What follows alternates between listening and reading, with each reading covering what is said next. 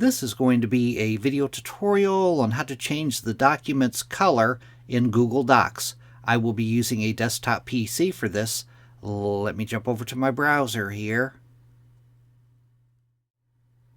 I have Google Docs opened up now. To change the document's page color, first thing you want to do is go off to the upper left-hand corner, up to the File tab.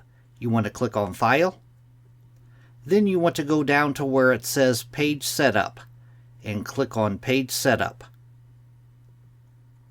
Now in the little dialog box that opens up here, right off to this area where it says Page Color, you can click this drop down and you can select any one of these colors here, or you could go down towards the bottom and it has a color picker right here, kind of an eyedropper tool, or you could click this little plus thing, that's to add a custom color. If you click that, you can choose between any one of these colors here. You can move this slider to choose one of these colors, or you could use a hex color or an RGB color. I'm going to choose this color right here. I'm going to go down to the bottom. I'm going to click on Save. Then I'm going to go down and I'm going to click on OK.